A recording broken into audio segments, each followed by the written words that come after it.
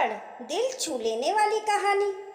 थप्पड़ की गूंज से कल्याणी जी की नींद खुल जाती है। बगल वाला कमरा उनके बेटे गौरव का था। आवाज वहीं से आई थी। उन्होंने चश्मा लगाया और उस तरफ जल्दी जाकर दरवाजे पर कान लगाए तो बहू आरती की सिसकियों की आवाज सुनाई दी। उन्होंने दरवाजा खटखटाना चाहा, पर फिर खुद को रोक लिया। इतनी रात को दरवाजा खुलवाना सही नहीं रहेगा। अपने आप को समझाकर वह वापस अपने बिस्तर पर आ गई। काफी देर तक वह करवटें बदलती रही। सुबह आरती से बात करूंगी यह कहकर वह सो गई। सुबह जल्दी उठकर वह मंदिर जाकर आ गई। तभी उन्हें आरती को देखकर रात वाली बात याद आई। आरती, रात को तुम्हारे कमरे से अजीब सी आवाजें आ रही थी। मैं आई थी, पर फिर तुम्हें जगाना उचित नहीं समझा। हाँ मम्मी जी, वह टेबल पर से पानी का गिलास गिरा। आरती ने बात को छुपाते हुए कहा। आरती की सूजी सूजी हुई आंखें सब बता रही थी। आखिर में रात को कितना रोई थी और वह ढंग से सो भी नहीं पाई।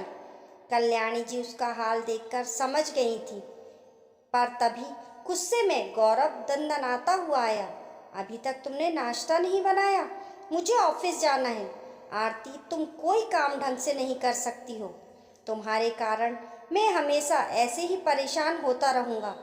आरती ने एक शब्द भी मुंह से नहीं निकाला और फटाफट से पोहे की प्लेट गौरव के आगे रख दी।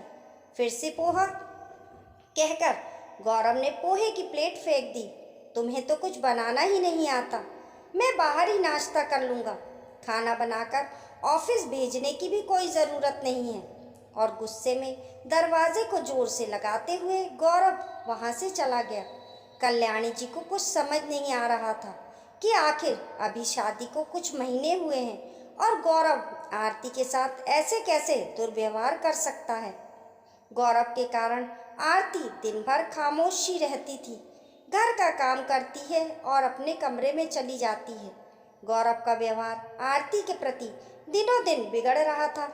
एक सुबह जब गौरव आरती पर चिल्ला रहा था तो कल्याणी जी ने उसे थप्पड़ जड़ दिया। ये क्या बदतमीजी है? मैं कई दिनों से देख रही हूँ। क्या कोई अपनी पत्नी से ऐसे बात करता है? आरती तेरी पत्नी है, नौकरानी नहीं है। अपनी पत्नी से इज्जत से बात किया कर। गौरव अपनी माँ से कुछ नहीं बोला और वहाँ से चला गया। आरती, क्या बात है? मेरा पूछना सही तो नहीं लगता है।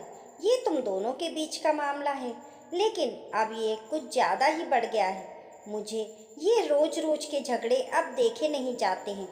अपनी सास की सहानुभूति पाकर आरती आज पिघल गई। मम्मी जी, ये रोज मुझ पर ऐसे ही गुस्सा करते हैं। कमरे के अंदर तो ये मुझ पर हाथ तक उठा देते हैं। माँ जी, मेरे भाई ने एक महंगी कार ली है, तब से ही ये मुझ पर दबाव डाल रहे हैं कि मैं अपने मायके से ऐसी ही कार लेकर आऊं। मैंने अपने पापा से कार मांगने से इनकार कर दिया क्योंकि पापा ने अपनी सारी जमा पूंजी मेरी शादी में लगा दी। भाई तो दूसरे शहर में अच्छी नौकरी करता है, उसने अपनी कमाई से वह कार ली है। मैं अपने पापा से ऐसे कैसे कार मांग सकती हूँ? मेरे पापा अकेले मेरे लिए कितना करेंगे?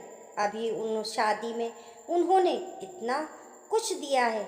आरती के मुंह से ये सब बात सुनकर कल्याणी जी के पैरों के नीचे से जमीन ही खिसक गई। उनका बेटा घरेलू हिंसा कर रहा है और दहेज मांग रहा है।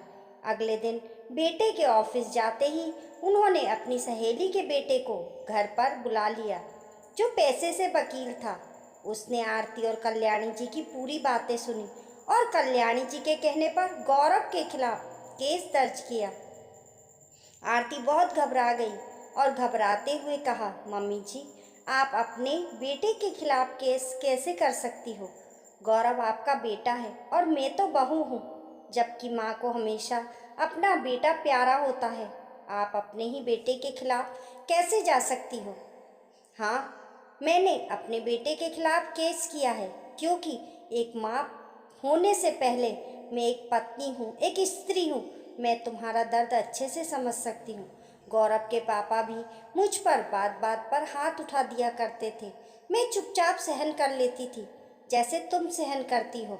वैसे भी एक पत्नी अपने पति की गलतियों पर पर्दा डाल देती है। मैं भी रोज सहन करती थी, पर अब मैं तुम्हें सहन नहीं करने दूंगी। मैं एक माँ हूँ जो बच्चों के अच्छे काम करने पर उसे प्यार करती है, तो बुरे काम करने पर उसे सजा देना भी जानती है। सजा मिलेगी तो ये सब उसे जीवन भर याद रहेगा। कोर्ट में गौरव को बुलाया गया।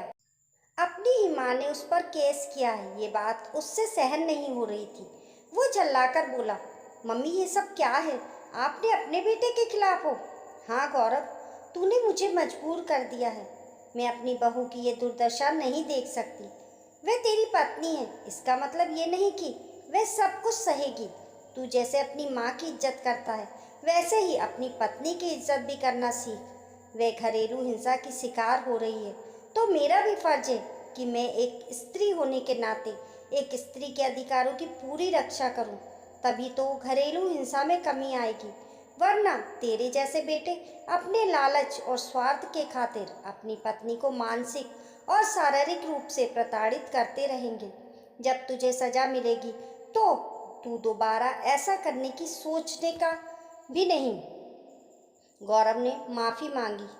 कोर्ट ने उसे जुर्माना भरने के लिए कहा और चेतावनी देकर छोड़ दिया कि आगे से वह ऐसा नहीं करेगा।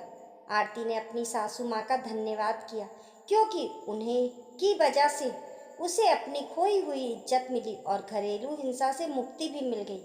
दोस्तों, आपको ये कहानी कैसी लगी कमेंट करके ज़रूर बताइए। पसंद आने पर लाइक और शेयर करें।